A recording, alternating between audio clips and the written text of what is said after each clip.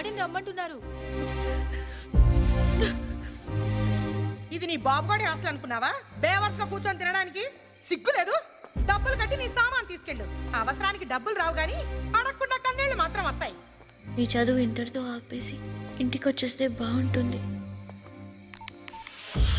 రేయ్, ఎవరు లేరురా ఇక్కడ? లేదు భయ్యా, మనకు వచ్చిన ఇన్ఫర్మేషన్ కరెక్టే. సర్లే. ఆ ధనరాజ్ మనుషులు అక్కడికే వస్తున్నారు, కన్ఫర్మ్. క్షమించమ్మా, చదువు లేకుండా నేను బతకలేను, అందుకే చచ్చిపోతున్నాను.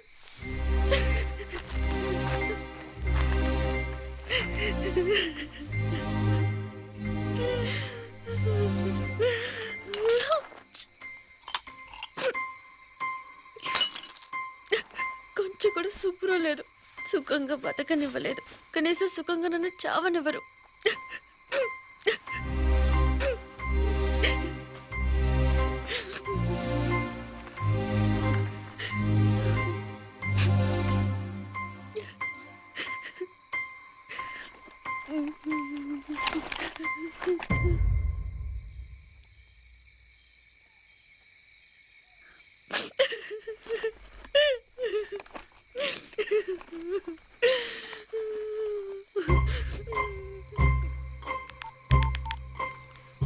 Hello, railway enquiries.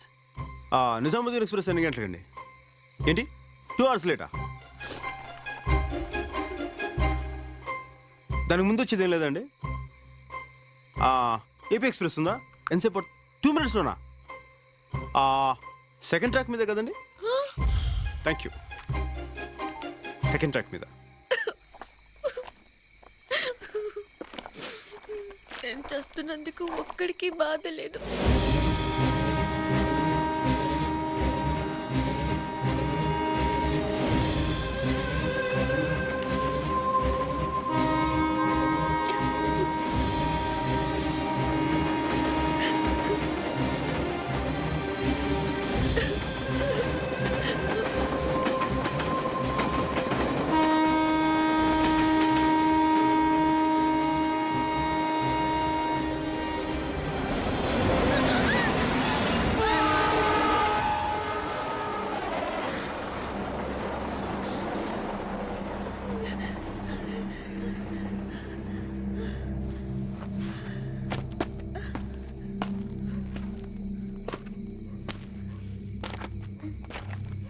అంతా భ్రాంతియేనా, జీవితాన వెలుగింతేనా?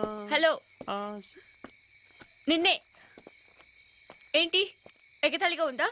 సాటి మనిషి ఒక ఆడపిల్ల చావబోతుంటే ఆపకుండా ట్రైన్ ఎప్పుడు వస్తుందా అని ఎంక్వైరీ చేస్తావా?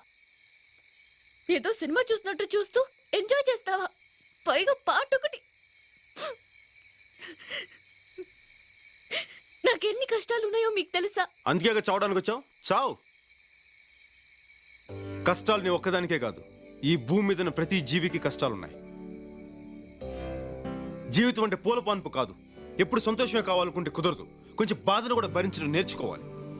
అలా భరించే వాళ్ళకి భూమి మీద బ్రతికే హక్కు ఉంది. నీలాంటి పిరికోళ్ళకి ఇక్కడ చోట్లేదు. భయపడితే చచ్చిపో. గుండ్రంగా తిరిగేది భూమి, కాలేదే నిప్పు, పోరాడేవాడే మనిషి. నువ్వు మనిషి అయితే జీవితంతో పోరాడు, నాతో కాదు.